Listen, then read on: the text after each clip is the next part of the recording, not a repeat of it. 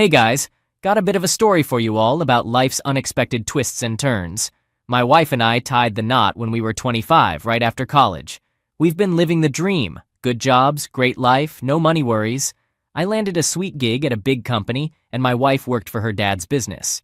Things took a turn when I was 28 and got a huge promotion. Suddenly, I was earning way more. That same year, we welcomed our first daughter, and our second followed 2 years later. Life was hectic but good. However, about 5 years ago, my father-in-law passed away, leaving my wife and her mom with a tough decision about the family business. My wife stepped up and took charge. She was amazing at it, and her salary eventually surpassed mine. Our daughters started feeling the pinch of our busy schedules, so my wife and I had a heart-to-heart. She pointed out that her company needed her more than mine needed me. I agreed and decided to be a stay-at-home dad. I've been handling everything at home, kids, chores, you name it, while my wife runs her company. But here's the twist. About a year ago, my wife's attitude changed. She started making snide remarks like, "Do you do anything?" or "How about you work for real?"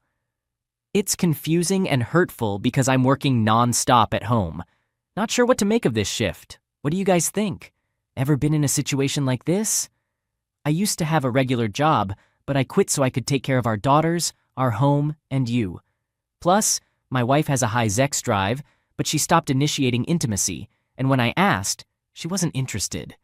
It seemed strange, but I thought maybe the stress from the pandemic and other things was affecting her. I started making more effort to make her happy, but nothing seemed to work. Last weekend, our oldest daughter had a softball game. I wanted to record it for my parents, who live far away and don't see our kids often. I forgot my phone, so I asked my wife if I could use hers. She had been using it all day, so I thought it would be a good chance for her to take a break. She gave me her phone and said she was going to get a drink and a snack. As I was recording our daughter, a message popped up on one of her apps. I checked it, and what I saw was shocking. My wife was exchanging explicit messages, videos, and pictures with a guy from her work who is 8 years younger than me. I read recent messages where they talked about their encounters and belittled me. I couldn't believe what I was seeing. I felt devastated and angry. I heard my wife coming back, so I quickly closed the app and resumed recording the game. On the way home and when we got back, my wife tried to talk to me, but I wasn't in the mood. Eventually, we lay in bed together, and she attempted to be intimate for the first time in a while. I told her I wasn't in the mood, and she responded by saying, "If you're going to complain about everything, you can sleep on the couch." I didn't say anything and went to sleep on the couch, where I've been since. I don't know how to move forward from this. My wife meant everything to me, and my daughters are my world, but it feels like everything is falling apart. I could really use some advice if anyone has any to offer. Update. Firstly, I want you to know that I have all the text messages, pictures, videos, and other evidence. Secondly, I don't own any part of the company. It's a 50-50 partnership between my wife and my mother-in-law. Thirdly, I can't sleep in our bed anymore. I've been staying in the guest bedroom every night, and that's where I'll continue to stay. To be clear, I've made the decision to get a divorce. This morning, I contacted a law firm in a different town to keep things discreet. Fortunately, they were able to see me on short notice because someone canceled. After dropping off my daughters, I drove over there. To keep it brief, the lawyer I met with is very skilled. I showed him all the evidence I have, and he said that with what I have, she will have a tough time in the divorce. Considering that I quit my job to take care of our daughters, she's hardly ever home. She's having an affair, and she prioritizes this other man over me and our daughters. She's in a weak position. He basically said we can secure child support, alimony, I can keep the house, and she'll have to contribute as long as my daughters live there. Furthermore, he mentioned that we might even aim for more financial support since I'm now considered not employable in the working world, which will help me cover the cost of further education to find a job. Some of you were correct. He advised me not to seek employment until after the divorce is finalized, as being the husband, getting a job could jeopardize these potential benefits. He asked if I wanted full custody. I replied that I don't mind if my wife has occasional weekend visits with her daughters, but I prefer to have primary custody. He explained that since she had an affair in our marital home, I have a strong case. Bringing a stranger into the house put our daughters in danger and makes her legally culpable.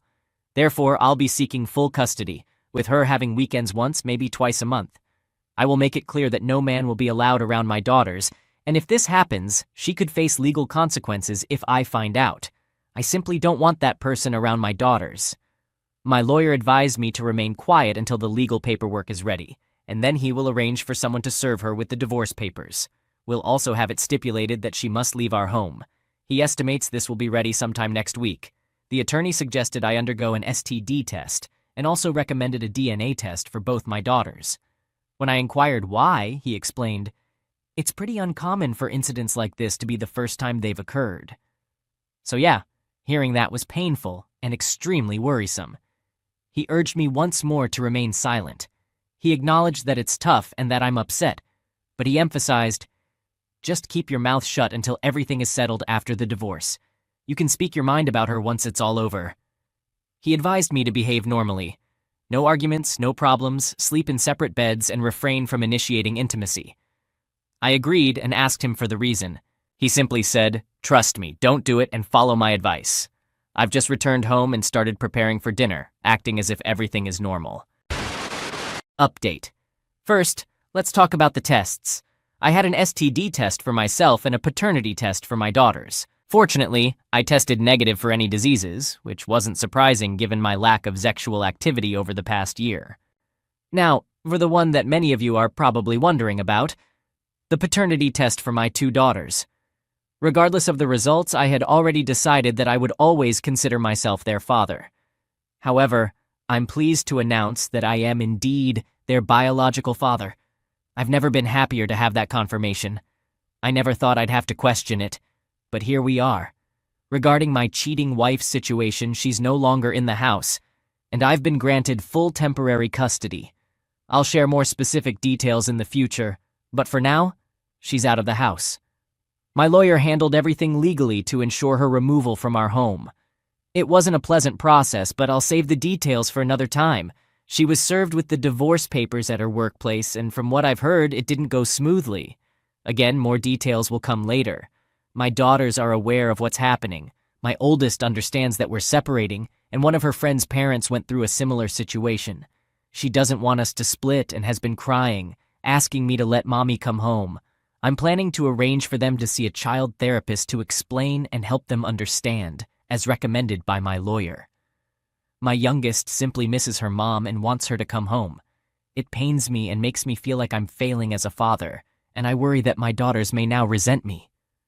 I must confess that I've considered allowing their mother to cheat on me just to keep my girls happy and maintain a family unit. But of course, I can't go down that path. Sometimes I've thought about the idea of having an open relationship and waiting until the girls are older, but that doesn't sit well with me. Moreover, I'm concerned that the girls would pick up on it and be unhappy that mommy and daddy no longer love each other. Regarding my ex-wife, still legally my wife, she's currently living with her mother. My mother-in-law has reached out to me and asked to meet. I agreed, and we will arrange a meeting at some point. She didn't inquire about the specifics, saying we would discuss that later, but she pleaded with me not to keep her granddaughters away from her. I assured her, "You're a wonderful and loving grandmother, and as long as you can shield my girls from what's happening between your daughter and me, I see no problem with you remaining a part of their lives. I won't cut off their relationship with you." She expressed her gratitude, and that was the end of our conversation. My ex has been attempting to call and text me in an attempt to figure things out. Under the guidance of my lawyer, we've established a trackable method for communication that's solely focused on the girls. Nothing more, nothing less. So for now, that's the situation. Update. Firstly, I spent Thanksgiving with my wife and mother-in-law. From now on, I'll simply refer to my soon-to-be ex-wife as my wife since she's still legally my spouse. I made sure that this Thanksgiving gathering was solely for the benefit of our daughters and not an attempt at reconciliation. My lawyer ensured that. Before Thanksgiving, I had a meeting with my mother-in-law. We had a rather amicable discussion mainly focused on how we'll handle things concerning my daughters after the divorce. During our conversation, my mother-in-law shared some details about my wife's past. Apparently, my wife was cheated on by her high school boyfriend, which I didn't even know about since I didn't think she dated anyone during that time. According to my mother-in-law, this boyfriend came from a troubled family and they advised her to steer clear of him. One night, she caught him being intimate with another girl, and I'm sure you can guess what they were doing. It was exactly as you might imagine. In college, she had a couple of boyfriends, but she always knew those relationships wouldn't last. She mentioned that as soon as she met me, she saw me as the son-in-law she'd been waiting for. She expressed her apologies for her daughter's actions and assured me she'd prevent any problematic behavior during the divorce. Prior to Thanksgiving, my mother-in-law invited me and the girls for dinner. I agreed only on the condition that my wife wouldn't attend. Understanding my stance, she asked if we could come together as a family one last time for the girls. I consulted my lawyer, who agreed, provided I made it clear to my wife that the gathering was just for the girls. I communicated this through an app, as advised. My wife had already expressed a wish to see me and the girls, and they too wanted to see their mom, so I agreed for their sake. The gathering turned out to be quite uncomfortable. My wife hugged our daughters, which was fine, but she also tried to hug and kiss me. I avoided her, instead greeting my mother-in-law with a hug. My wife followed, acting as if we were still together, trying to engage me in conversation. I kept my responses brief while helping with the table. During a prayer led by my religious mother-in-law, my wife sat next to me. I held my daughter's hand, but when my wife attempted to hold mine, I pulled away. I didn't want her touch, even if it seemed harsh. As an atheist, I still participated in the prayer out of respect for my mother-in-law. Dinner went smoothly. Once again, my wife tried to act like we were still married, asking about Christmas and vacations, as if she wanted to join us as a family. When she brought up these topics, I realized that going over for dinner was a mistake. After we finished eating, I got up, took care of my daughters, did the dishes, and was ready to leave. My daughters wanted to watch a movie with their mother, one we used to watch together often. I granted them permission and joined them on the couch. However, my wife moved closer to me and tried to cuddle up. Seriously? At her touch, I stood up and took a seat in a nearby chair. Throughout the evening, I sensed that my mother-in-law was becoming upset with my wife. I noticed it during dinner and every time my wife crossed boundaries, which seemed to happen all night. I could tell by the disapproving looks my mother-in-law gave her. When the movie ended, we began to leave. Both of my daughters had fallen asleep, so I carried them to the car. I went back into the house to retrieve something, and when I stood in the hallway, my wife grabbed my arms, tears in her eyes, and begged, "Please take me back. We can work through this. I want to be a family, and I need to be with my family. I'm so sorry for what happened." Before I had a chance to say anything, my mother-in-law grabbed my wife by her hair. I'm not kidding. Pulled her back, said goodnight to me, and immediately began yelling at her daughter. So yeah, that happened. Afterward, I called my lawyer and shared all the details to ensure I hadn't done anything wrong on my part. He assured me that nothing suggested reconciliation, and I had made that clear in our previous messages. So, I'm in the clear. In the days following Thanksgiving, it hasn't been quiet at all. My wife called me up, and while I thought she wanted to discuss the girls, she started pleading for us to work things out. I hang up every time the conversation isn't about the girls, and I leave her messages unread. I've made it clear that I'll only discuss matters related to our daughters. However, I'm concerned they might want us to spend Christmas together and repeat the whole Thanksgiving ordeal. I don't want to, but they could persuade my daughters to ask. I'll discuss it with my lawyer, but I already know what I want. Update. My daughter's therapy sessions this week brought some tough moments. The therapist told them, in a way they could understand, about their mom's affair and our separation. I knew they'd find out eventually, but it was sooner than expected. After the session, my girls were in tears, hugging me and saying they love me. I love them too, but I wish they didn't have to go through this. I asked the therapist why she told them. She said they knew about the separation and sensed my coldness towards their mom. They needed to understand why. The therapist believes they can't progress without knowing the truth, though she kept it age-appropriate. Now, they know a version of the story suitable for their age. That night, they clung to me, crying. We ordered food, watched their favorite movies, and stayed in my room. I couldn't cry in front of them, but later I broke down in the bathroom. Their pain is so deep, and it seems like their mom doesn't get it. I'm struggling with what to do next. The therapist suggested medication to help them adjust, but I'm not for it. They need to process their feelings healthily. For Christmas, it looks like my girls have turned against their mom. My oldest said she never wants to see her again, and the youngest usually follows her lead. I was shocked, but told her that her mom loves her. She just cried and said no, she doesn't, then fell asleep in my arms, her sister too. That's the tough reality we're facing. Update. To update, my daughters are doing better now. My wife knows how they feel and is respecting our boundaries. It seems like she's starting to understand the impact of her actions. Now, about the affair partner.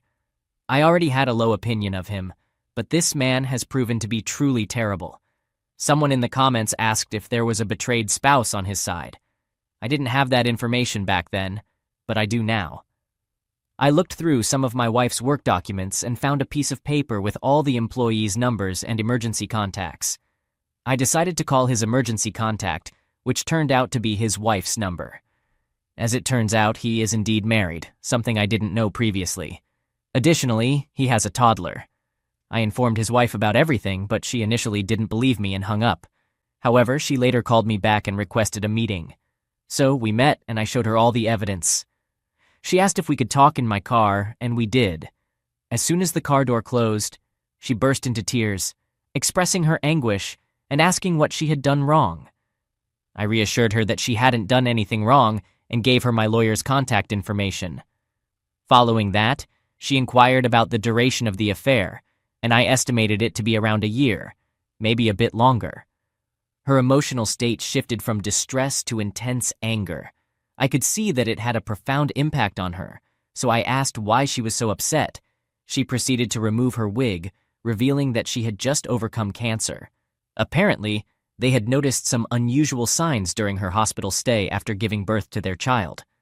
Subsequent tests revealed a tumor. Over the past year and a half, she had undergone 2 surgeries, endured chemotherapy, and relied on medication to combat her illness. Despite her challenging journey, she looked remarkably healthy, which surprised me. She mentioned that they hadn't been intimate for about 2 years. Between her pregnancy and battling cancer, she couldn't engage in such activities. She had faced severe health issues during her pregnancy and nearly lost her life due to cancer. Once she started to recover, she struggled with her self-image. The medication caused her to gain weight, she lost her hair, and she didn't feel as attractive as she used to be. She mentioned, "I had reached a point where I could have intimacy and was planning to surprise my husband soon as a way to show my love and care. But now, that's no longer an option."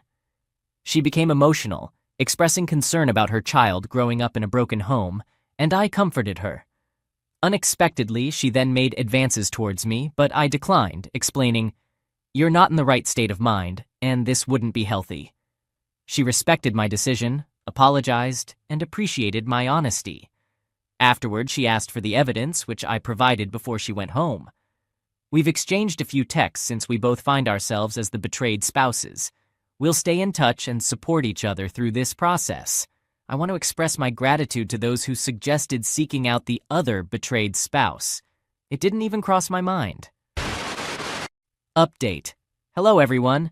I've already been asked about spending Christmas with the other betrayed spouse, and the answer is yes, we did, and it was quite lovely. Honestly, it turned out to be a wonderful day, all things considered. I arranged all the girls' presents from Santa. This might be the last year my oldest believes in Santa, so I wanted to make it special. I set out the gifts early, while it was still dark outside, and within 15 minutes, the girls woke up, excited that Santa had visited. I dragged myself out of bed, and the girls eagerly unwrapped their presents, bringing them a lot of joy. Afterward, we settled in to watch a movie, and the girls cuddled up next to me, falling asleep almost instantly. I eventually got up and made some coffee. My youngest woke up and declared, "I'm hungry, Daddy," so I put an apron on her and let her assist me in making breakfast. My oldest soon joined us, and we had a meal together. They played with their new gifts and had a great time. It warmed my heart to see them so happy. Later in the evening, I needed them to get ready to visit their mother and grandmother. Normally, I'm pretty strict about being punctual, but given everything that's been happening, I'll admit I've been more lenient. As they got ready, they expressed their reluctance to go see their mom. I reminded them that their mom loves them. My therapist advised me to encourage their relationship with their mother for their healthy development. She also warned that if I don't, my wife could use it against me in court as isolation.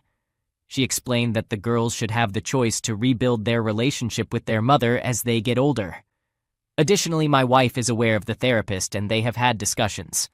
The therapist conveyed to my wife that she had betrayed her husband and that it's evident the girls prefer being with their father. She emphasized that my wife would need to demonstrate a lot of positive change for the girls to eventually trust and love her again. Just before the girls left, I reminded them not to blame their grandma for their mother's actions and encouraged them to spend time with their grandmother. They agreed. I took the girls, and it went pretty smoothly. I arrived and called my mother-in-law, who came out to collect the girls' sleepover belongings as they were staying the night for Christmas. She had asked for permission beforehand, and my lawyer said it was okay, but not to make it a frequent or prolonged occurrence. For that night, it was fine. I assured the girls that they could come home at any time if they wanted by just giving me a call. As I drove away, I noticed my wife coming out of the house, heading toward my mother-in-law, who waved me off. I couldn't hear their conversation, but my wife said something to my mother-in-law who seemed puzzled, and then my mother-in-law gave her a stern look. I thought, uh-oh. My wife looked at me with tears in her eyes and also waved, and I drove off. I had left food in the oven and everything timed to be ready and warm for when the other betrayed spouse, whom we'll call Amelia, showed up. Eventually she arrived, but without her toddler. I inquired about her child, and she explained that her in-laws and the child's father wanted to spend Christmas with him, just as I had arranged through our lawyer. I thought it was a good arrangement. Amelia was dressed nicely, wearing a pretty dress, leggings, fluffy boots, and a wig that looked quite nice. We enjoyed dinner together and had conversations about our past, getting to know each other better. After dinner, we settled on the couch to watch a movie and continued discussing various topics, including our current challenges, which sometimes led to tears. As we drank a bottle of wine, our conversation became more lighthearted and we shared jokes. After 2 bottles, the jokes subsided, and our conversation took a more intimate turn. In essence, we discussed our preferences, desires, and other intimate matters. Surprisingly, we discovered that we had similar inclinations. She mentioned that my wife was fortunate and also messed up, to which I replied, "So did your husband." Some of you suggested that I should compliment her beauty during our last encounter, but I thought it was inappropriate at the time. However, this time I did express my admiration. I told her, "You can actually take that wig off if you prefer." She took it off and responded with a grateful, "Thank you." We continued discussing various topics and eventually started watching a movie while cuddling. Keep in mind that we were both quite intoxicated. When my wife and I used to cuddle, she enjoyed it when I gently massaged her breasts, not in a crude manner, but more like a soothing massage. I realized that I had unconsciously started doing it to Amelia as well when she mentioned, "That feels good." I panicked and immediately stopped, apologizing for my actions. She reassured me that it was fine and asked if I should continue because it felt nice and relaxing. I agreed, and we continued for a few minutes. I must admit I enjoyed it too, and she noticed, hugging me tighter. She asked if I wanted her to stop, and I confessed that I liked it as well. So we continued for a while before it escalated to a point that I cannot share here. Skipping ahead, we explored various rooms in the house, ending up in bed where we cuddled, shed some tears, and eventually fell asleep. The next morning, we had breakfast and got ready for the day. I noticed she had brought fresh clothes with her and asked if she had planned for this. She chuckled and said, "No, a girl always has an extra pair of clothes." As she was leaving, she inquired if I had felt anything the previous night. I admitted that I had. However, we both acknowledged the need to consider our children and ensure that our feelings were genuine. She kissed me on the cheek, thanked me for the wonderful night, and asked me to text her later. I then picked up my girls, and they had a good time with their mother, reporting that she was on her best behavior for the most part. Update: the girls are doing much better thanks to their therapist and various activities. As for Amelia and me, we continue to talk almost daily, but we haven't engaged in anything physical since our last encounter. We've met once and agreed that while we don't regret what happened, it was a mistake and shouldn't have occurred. Regarding my wife, she made efforts to communicate with me for a few weeks after Christmas. However, she has now acquired a lawyer, and my lawyer is aware that our meetings will be happening soon. She's come to realize that I'm resolute in my decision, and despite occasional calls and texts from her to change my mind, I've left her on read. Reconciliation is not on the table. Now, regarding the affair partner, he has been arrested. I don't have all the details, but it seems there was a confrontation at my wife's workplace where she threatened to call the police, and he assaulted her. Coworkers intervened and protected her, leading to his arrest. My wife is pressing charges. While I anticipate he might hire a lawyer for their affair, I haven't received further updates on that front. My mother-in-law shared this information with me, hoping it would encourage me to check on her daughter. She also mentioned that I'm welcome to visit my wife. Don't judge my mother-in-law just yet, as she also expressed understanding if I chose not to visit, adding, "He blacked her eye and busted her lip. Karma is a bee, and this is hers." Since the incident, neither I nor the girls have seen my wife. Unless something extraordinary occurs, you probably won't hear from me again until after our initial meetings with our lawyers. Update. Sorry for not updating you since our first lawyer meeting. Things have been hectic. Now back to Amelia and me. We're still in contact every day, and things are going well. We're getting along better, and it's becoming easier for both of us. Unfortunately, there's some bad news for her. Thankfully, it's not related to her health or her child. However, her cheating husband has disappeared. I'm not surprised by this development. He left shortly after being released on bail for assaulting my wife. It turns out my wife was the last person to have contact with him. My suspicions seem to have been correct. She was planning to press charges, but he threatened to sue her over their affair, claiming she used her position to initiate it. She dropped the charges following this. He decided not to pursue a lawsuit, and then he left town. No one knows where he's gone. And while I don't entirely believe his parents' claims of ignorance, I don't care much about that at this point. My lawyer presented my demands, and after the aggressive incident involving her affair partner, I insisted on full custody. My lawyer outlined everything I wanted, but her lawyer didn't seem to listen. Her lawyer suggested that for the sake of the children, we should reconcile. My lawyer laughed at that idea and began listing all the issues, recounting what she had done and adding the problems with her affair partner for good measure. He said, "These are our demands. Accept them, or we'll see you in court." Once again, her lawyer pushed for reconciliation, but my lawyer responded with, "Very well, we will see you in court." 2 weeks later, I received a call from my lawyer. She had agreed to all the terms as long as she got the girls for 2 weekends a month and alternating holidays. Originally, she wanted all the weekends, but my lawyer negotiated against that. I agreed to the terms, as she is still the mother of our daughters, and I hope she has learned to prioritize them after all this. It feels strange to keep referring to her as my wife, but I trust you understand I mean to say soon-to-be ex-wife. Now, you might be wondering how she looked. Honestly, she looked terrible. She appeared almost anorexic, like she had aged 10 years, and I even suspected her hair might be falling out. The irony is that I think a wig wouldn't look good on her, as wig hair looks too full and healthy, which wouldn't match her overall appearance. Despite my lack of love for her, she is still the mother of my daughters, and I don't like seeing her in that condition. I asked my mother-in-law to get her some help. She was reluctant at first, believing it was her daughter's punishment. However, I reminded her that she is still the mother of her granddaughters and needs to be there for them. My mother-in-law eventually agreed, and she is working with her to help her get back on her feet. My wife left me a note, asking to meet up with her in person in a public place for one final talk before the divorce. I agreed, and we are scheduled to meet sometime next week. It will be a recorded conversation in a public setting. Although we are still legally married, the end is approaching in the first week of July. Just a few more weeks, and it will all be over. Thank you all for your support, and I hope to move on to the next chapter soon. Update. Despite my initial doubts, we've decided to start my oldest daughter on medication.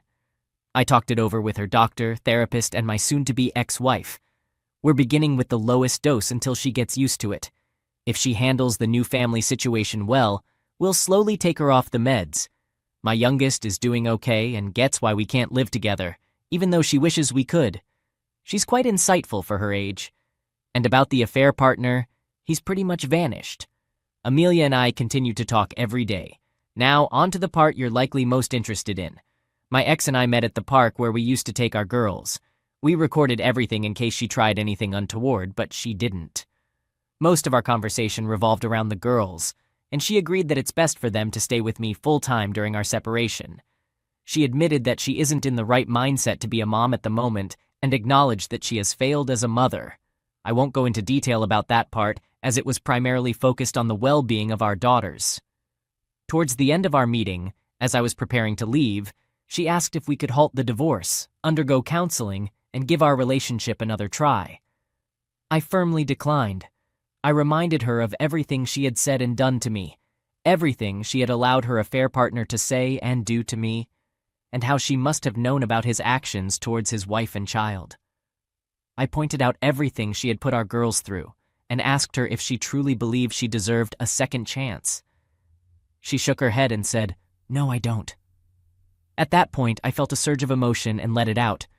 I talked about how much I had loved her, how I had given up my career for her and our girls, and how I had done everything for her. She started crying, and I continued speaking, expressing that sorry no longer held any weight in this situation. Everything she did to our girls weighed heavily on my mind. I confronted her, asking if she truly believed she deserved a second chance. She responded by shaking her head and uttering, "No, I don't." This marked the first time I felt truly passionate about our conversation, and I couldn't hold back. I began pouring out my emotions, expressing my deep love for her, reminding her of the career I had sacrificed for her and our daughters, and recounting all the ways I had supported her. Naturally, she started crying. I continued talking passionately, but eventually, I decided to halt my emotional outburst. She kept apologizing, but my response remained unwavering. "Sorry doesn't mean anything anymore." I then inquired about her mindset when she initiated this turmoil. I recalled someone sharing a YouTube video discussing my situation, and I noticed that many comments aligned with what she was about to reveal. She suddenly confessed, "I wanted to be the one at home." Her words left me bewildered, but she continued to explain herself. She clarified that she never intended to take over her dad's business. Instead, she wanted me to do it. Her true desire was to be a mother and a wife, not to work long hours at the business. Her revelations kept flowing. She wished for me to step in and manage the business, allowing her to be a homemaker, caring for our girls, preparing meals, and playing with them. She expressed a strong aversion to being the primary breadwinner or a business owner. She spoke passionately about these desires for a good 30 minutes, and by the time she finished, she looked utterly drained. I probed further, questioning why she had made me quit my job, and claimed she wanted to run the business. She responded, "I wanted you to express your willingness to do it." I countered, highlighting my lack of experience in that field and how it would have been wrong for me to agree to run her dad's business. She admitted that she had wanted me to vocalize it because she was reluctant to acknowledge her aspiration to be a stay-at-home wife. At this point, my anger reached a boiling point, and I berated her for allowing her pride to create such a destructive situation. My frustration remained intense. I questioned how her desire to be a homemaker related to the affair. She explained that during the pandemic, especially towards the end, she worked long hours and she became jealous and resentful of me being at home with our daughters. Somehow her affair partner sensed her vulnerability, possibly from seeing her at work. He began poisoning her mind with negative comments about me and insinuated that if I were a real man, she could stay at home. This led to the affair, and she did attempt to end it once. However, he intervened, resuming his toxic remarks about me, which fueled her anger and envy, causing her to fall back into the affair. It became a recurring pattern. She acknowledged that effective communication from the beginning could have prevented all this. She expressed a desire to have her family back and return to a sense of normalcy. Devastated and furious, I abruptly left the conversation. Since then, anger has consumed my heart, and I'm tired of being upset because of her. In addition, I forgot to mention a shocking revelation that emerged late last year. My ex was pregnant with her affair partner's child, but she decided to have a termination. My mother-in-law noticed her unusual behavior and suspected she was faking it for attention, but it turned out she was indeed pregnant. This added another layer of turmoil to her already tumultuous life. I apologize for including this detail at the end. It slipped my mind during the initial account. So, there you have it.